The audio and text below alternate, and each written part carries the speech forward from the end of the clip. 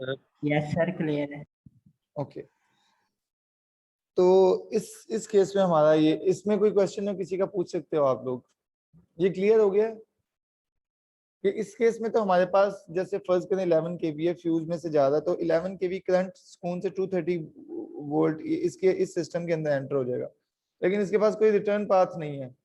Fuse तब उड़ेगा ना जब हैवी करंट रिटर्न पाथ में से फ्लो करेगा, तो हैवी करंट रिटर्न पाथ में से इस केस में फ्लो करेगा जिस फ्यूज को ब्लो आउट करे, कि जब आपके पास आप उसको रिटर्न पाथ दे देंगे, इस केस में तो सारा करंट इसके अंदर चला जाएगा और ये मूव करता रहेगा, यानी नॉर्मल करंट जो है 11 केवी से, जो यानी वोल्टेज है वो बेसिकली वो इसके अंदर फ्लो करता जाएगा ना।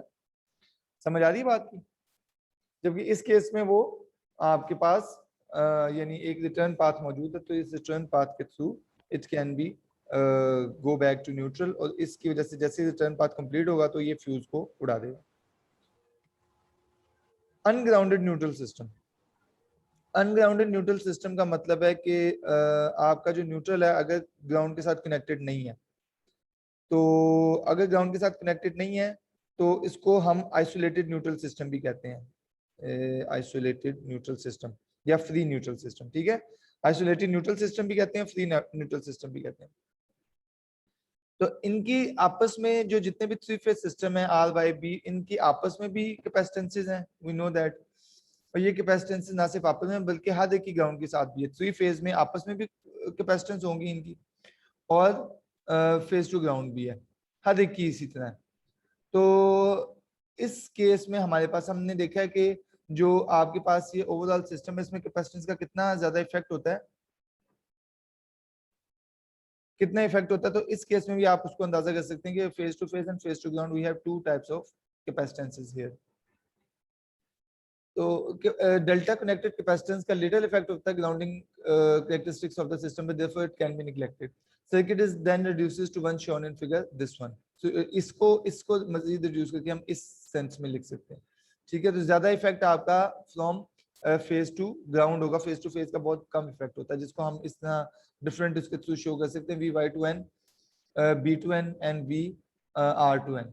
तो इस तरह आगे का यानी और वी वाई एन की बात करेंगे तो वी वाई एन के साथ वोल्टेज के साथ जो करंट होगी it will be 90 degree, V R N के साथ जो करंट होगा इट विल बी 90 डिग्री, इसी तरह वी बी एन के साथ जो करंट होगा इट विल बी 90 डिग्री।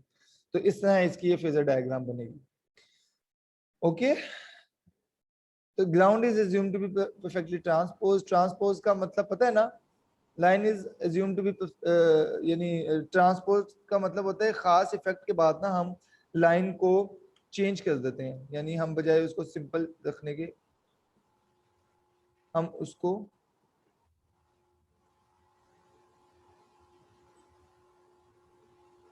इस तरह का सिस्टम होता है। मुझे एग्जैक्टली वो मुझसे नहीं बना जी सर, देखा है। इस तरह, यानी ट्रांसपोज का मतलब उसकी वजह से जो हमारा कैपेसिटेंस होती है ना, कैपेसिटेंस वो इक्वली डिवाइडेड होती है, यानी कैपेसिटेंस को हम इस तरह बैलेंस कर देते हैं। ठीक है, इसका मतलब है C R C Y C B is equal to C, एक इक्वली डिवाइडेड रेजिस्टेंसेज है। ट्रांसमिशन सिस्टम्स के अंदर ट्रांसपोज पढ़ाया जाता है कि लाइन जितनी भी है उसको 1/3 पे हम ट्रांसपोज कर सकते हैं, ताकि आपकी जो कैपेसिटेंस है वो इफेक्ट को हम कम से कम कर सकें। फेज वोल्टेज का same magnitude 120 volt, three phase आपस में 120 डिग्री अपार्ट होते हैं, और जो करंट्स हैं वो इसके जो कैपेसिटिव करंट है हमें पता है कि कैपेसिटिव करंट उसके साथ एट 90 डिग्री आपके साथ जितने भी होंगे वो आपके I R I B capacitive हमेशा लीडिंग करंट होता है, तो ये लीडिंग 190 डिग्री लीडिंग होगा, तो वाई एन इस तरह, तो 90 डिग्री लीडिंग इस तरह। ठीक है, लीडिंग 90 डिग्री। आई बी है तो it is leading 90 degree here, और वी आर एन है तो leading 90 degree over here I R. ठीक है, इस तरह इसके कैपेसिटिव करंट्स हैं, तो ये कैपेसिटिव करंट्स इसमें से फ्लो कर रहे हैं। तो अब इसके बाद circuit behaviour under single line to ground fault. अब अगर कोई फॉल्ट आता है तो उस केस में इसका सर्किट बिहेवियर क्या होगा।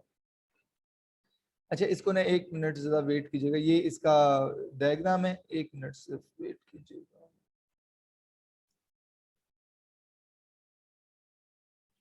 जस्ट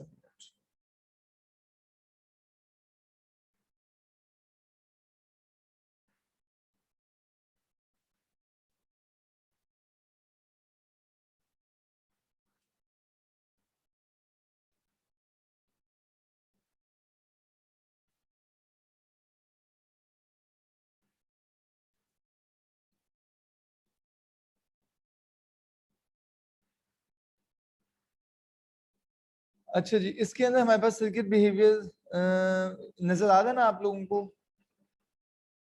कोई प्रॉब्लम तो नहीं है? सर्किट भी इसको थोड़ा सा हम यानी वो कर देते हैं, जूम इन कर देते हैं। तो इस केस में हमारे पास जो न्यूट्रल है वो सेम पोटेंशियल पे, आप समझ लें कि जो इफेक्ट है आपका, जब आपके पास कैपेसिटिव करंट्स हैं वो मैग्नीट्यूड में इक्वल हैं, तो और 120 डिग्री, इसी तरह जिस तरह आपके वोल्टेजेस 120 डिग्री हैं तो 90 डिग्री पे आपके कैपेसिटिव करंट्स हैं, तो कैपेसिटिव करंट्स भी 120 डिग्री ईच अदर यानी उससे डिस्प्लेस्ड हैं आपस में, तो फेजर सम उनका जीरो है। तो इसकी वजह से कोई करंट ग्राउंड में फ्लो नहीं करेगा, और पोटेंशियल न्यूट्रल का सेम होगा जैसे ग्राउंड पोटेंशियल पे है। तो अनग्राउंडेड न्यूट्रल सिस्टम आमतौर पे नॉर्मल कंडीशंस में कोई प्रॉब्लम उसमें क्रिएट नहीं होता। क्लियर? कि मैं दोबारा इसको रिपीट करूं, थ्री कैपेसिटिव करंट्स जो हैं वो मैग्नीट्यूड में भी सेम है, जब हमें पता है कि हमने ट्रांसपोज की हुई है लाइन में, लाइन ट्रांसपोज की हुई है, और एक दूसरे से 120 डिग्री अपार्ट है इन द सेम वे जैसे कि वोल्टेजेस हैं, फेज वोल्टेजेस हैं, तो उनका फेजर सम जीरो है। जी Therefore, the phasor sum is zero. तो एज अ रिजल्ट कोई करंट फ्लो नहीं करेगा ग्राउंड में, पोटेंशियल ऑफ न्यूट्रल वायर भी उसकी ग्राउंड पोटेंशियल के बराबर होगी। तो इसका मतलब है जो अनग्राउंडेड न्यूट्रल सिस्टम है वो आपका नॉर्मल कंडीशन में कोई प्रॉब्लम कॉज नहीं करता, जबकि करंट और वोल्टेजेस जो हैं, यानी हम जो देखते हैं करंट्स हैं वोल्टेजेस हैं, वो आपके फॉल्टी कंडीशंस में बहुत बड़े पैमाने पे इन्फ्लुएंस करती हैं, यानी उनका बड़ा असर होता है। Circuit behaviour under single line to ground fault, उसके केस में हम अब यानी अगर देखें अब क्या है कि अगर ये लाइन टू ग्राउंड फॉल्ट आप देख रहे होंगे कि इसके अंदर ये दो कैपेसिटिव वो हैं, और एक जो है वो लाइन टू ग्राउंड फॉल्ट आ गया बी पे लाइन टू ग्राउंड फॉल्ट है, जबकि आर और वाई जो है उसमें उसी तरह जो कैपेसिटेंस का इफेक्ट था। अब आप देखेंगे आपका phasor sum equal to zero नहीं है, ठीक है? अब बी पे, अब इस पे यानी जो आपका कैपेसिटिव करंट्स है आई आर और आई वाई, ये आपके आर और वाई फेजेस में से, लाइंस में से गुजरेंगे, और ये वोल्टेजेस जो आई आर और आई वाई को ड्राइव करेंगी वो वी बी आर और वी बी वाई होंगी, ठीक है? यही होंगी ना, V B R and V B Y. Clear? ऐसी होगा ना, V B R and V B Y, जी सर। और जो करंट्स इसमें से गुजरेंगे वो कौन से होंगे? I R and I Y. तो VBR और VBY जो है लाइन वोल्टेजेस हैं, और IR और IY जो है वो कैपेसिटिव करंट्स हैं। इसका मतलब है IR जो है वो VBR को 90 डिग्री लीड करेगा, और IY जो है वो VBY को 90 डिग्री लीड करेगा। ऐसे होगा, जो IR और IY है कैपेसिटिव करंट है, और ये चूंकि ग्राउंड हो गया है, और ये इसके साथ, तो जो वोल्टेजेस होंगी वही VRB, यानी इसको हम VRB कहेंगे, और जो इसके साथ होगी टू द ग्राउंड उसे हम VYB कहेंगे, जी भाई। ठीक है? अब जो ये करंट फ्लो करेगा IR, वो इस जो वोल्टेज है VRB, इसे 90 डिग्री लीडिंग होगा ना, और इसी तरह IY जो फ्लो करेगा वो 90 डिग्री VYB से लीडिंग होगा, ठीक है? समझ आ गई ना इस बात की? Okay sir. तो वो उससे 90 डिग्री लीडिंग होगा। तो इसका मतलब है कि आपका जो कैपेसिटिव फॉल्ट करंट है IC लाइन बी में, वो फेजर सम होगा IR और IY का, यानी जो आपका कैपेसिटिव फॉल्ट करंट IC में है इन लाइन बी, वो फेजर सम होगा IR और IY का। तो IC is equal to IR plus IY, in this case IC जो यहाँ से फ्लो कर रहा है, तो IR और IY में यहाँ पे आप देख भी सकते हैं तो डिवाइड हो रहा है। ओके, तो इसी चीज को हम यहाँ पे देखते हैं कि IC is equal to IR plus IY। IR किस तरह हम रिप्रेजेंट कर सकते हैं? V over XC, V over R, R है XC, ठीक है? तो VBR over XC, VBR over XC, ठीक है? ये सेम है। और IY भी is equal to VBY over XC, VBY over XC हमने यहाँ पे डिफाइन किया हुआ, तमाम जो कैपेसिटेंसेस हैं वो इक्वल हैं। तो it is VBR over XC, it is VBY over XC, और ये VBR जो है ये फेज टू फेज वोल्टेज है, तो अगर हम फेज वोल्टेज लें तो √3 टाइम्स इनटू V फेज आ जाएगा, ठीक है? VBR is phase to phase and it is √3 times into V phase. Okay, इसी तरह VBY भी √3 टाइम्स V फेज, और IR और IY जो कैपेसिटिव करंट है दोनों आगे, और दोनों सेम है, आप देख भी सकते हैं दोनों सेम है। VBR और VBY में से भी जो करंट फ्लो कर रहा है कैपेसिटिव वो सेम करंट्स हैं, तो that will be equal to I R is equal to I Y is equal to √3 times V phase over XC. Clear? इसमें कोई क्वेश्चन हो किसी का?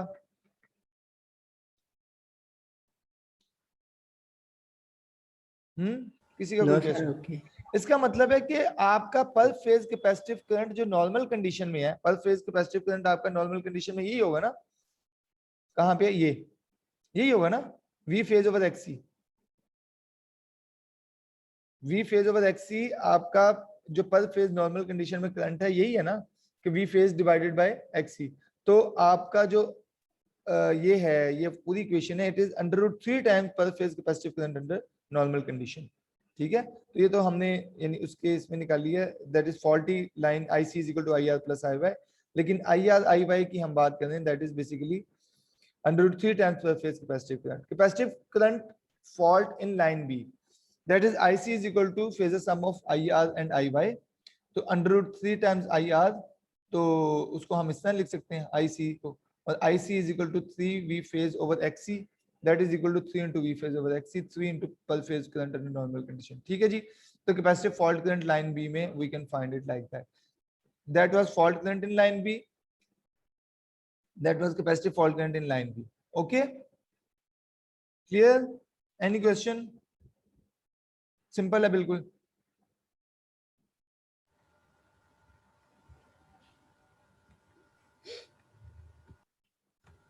इसका मतलब है जब भी आपके पास single line to ground fault आएगा अनग्राउंडेड न्यूट्रल सिस्टम में, तो आपके ये इफेक्ट प्रोड्यूस होंगे। सबसे पहले potential of faulty phase become equal to the ground potential.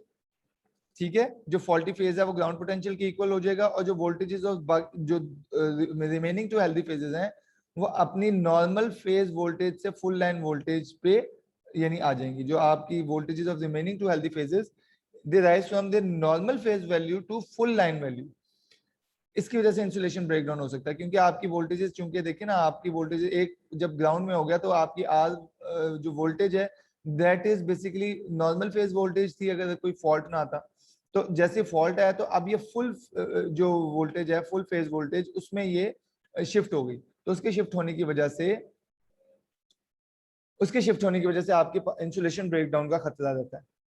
Okay, capacitive current in two healthy phases increases to √3 times normal value.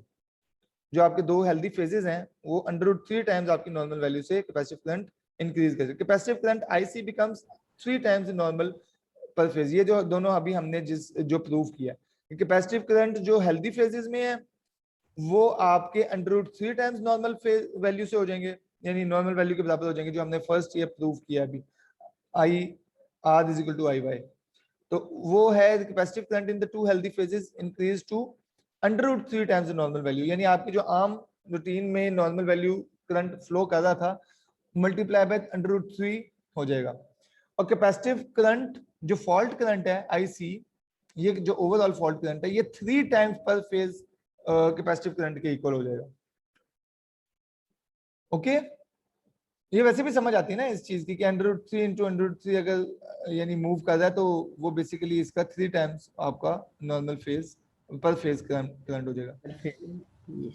This system cannot provide adequate protection against earth fault. It is because the capacitive current is small in magnitude, cannot operate protective devices. वही problem जो हमारा शुरू से चलता आ रहा है कि अर्थ fault के केस में हमारी जो करंट है वो बहुत कम होता है, और करंट कम होने की वजह से जो नॉर्मल रिलेज हैं वो ऑपरेट नहीं कर सकती अगर जब तक हम उसकी सेंसिटिविटी हाई ना करें। तो कैपेसिटिव करंट जो है IC, it flows into the earth. Experience ये बताता है कि IC in the excess of यानी excess of 4 ampere sufficient to maintain an arc. तो करंट एक दफा मेंटेन हो जाए तो it may exist even after the earth fault is clear. इसको हम आर्किंग ग्राउंड कहते हैं। अभी जो आर्किंग ग्राउंड का पूरा फिनोमिना है ना, आर्किंग ग्राउंड क्या है और उसके लिए हम क्या क्या करते हैं, और फिर इसमें हम किस तरह हम डिफरेंट उसके थ्रू हम इसको खत्म करते हैं, तो वो भी एक पूरी साइंस है जो हम इसमें आगे देखेंगे। तो आर्किंग ग्राउंड की वजह से सिस्टम कैपेसिटी जो है वो चार्ज डिस्चार्ज होती है साइक्लिक ऑर्डर पे, जिसकी वजह से हाई फ्रीक्वेंसी ऑसिलेशंस आती हैं पूरे सिस्टम के ऊपर, और आपका जो फेज वोल्टेज है वो तकरीबन 5 to 6 टाइम आपकी नॉर्मल वैल्यू से इंक्रीज हो सकता है। तो आपकी ओवर वोल्टेजेस हेल्दी यानी कंडक्टर्स में डैमेज कर सकती है इंसुलेशन। तो ये प्रॉब्लम है इस कैपेसिटिव फॉल्ट करंट्स के जो अर्थ में ट्रेवल कर रहे हैं, आर्किंग ग्राउंड का जो एक फिनोमेना। बाकी इंशाल्लाह फिर न्यूट्रल ग्राउंडिंग और उससे ऑनवर्ड्स हम नेक्स्ट पढ़ेंगे एडवांटेजेस न्यूट्रल ग्राउंडिंग। ये वो सिस्टम था जिसमें हमने 3 फेज को हमने ग्राउंड नहीं किया। यहाँ पे आप देख सकते हैं ये वाला जो सिस्टम है न्यूट्रल, ये ग्राउंडेड नहीं है, तो उसके हमने नुकसान देखे। अब हम उसको ग्राउंड करके हम देखेंगे कि उसको ग्राउंड करने से फायदे क्या क्या हैं और फिर मेथड्स कौन से हैं।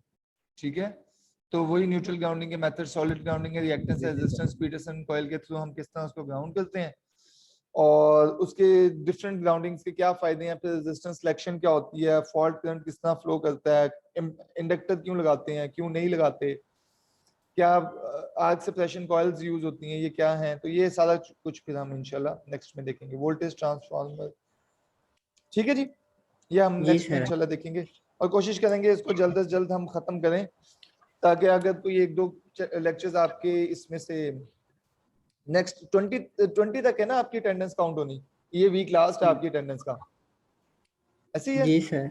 और नेक्स्ट वीक में आपकी जी क्लासेस सर। लेकिन कंटिन्यू रहनी है। तो हमारी कोशिश होगी कि हम इसको सिलेबस को खत्म करें ताकि आपकी क्लासेस जो नेक्स्ट हैं जितनी हो सके यानी आपकी फ्री हो सके, आप आराम से उसकी तैयारी कर लो। ठीक, इंशाल्लाह। चलें ठीक है जी, टेक केयर, अल्लाह हाफिज। सर अटेंडेंस लगा दी सर आपने? अटेंडेंस में 1 मिनट चैट बॉक्स से लगा दीजिए। चेक किया, याद करा दिया आप लोग, चैट बॉक्स में भी एक दफा लगा दिया करो, लेकिन ठीक है जी, थैंक यू सो मच, हो गया अटेंडेंस। ठीक हो गया। अल्लाह ठीक है सर, अल्लाह हाफिज़।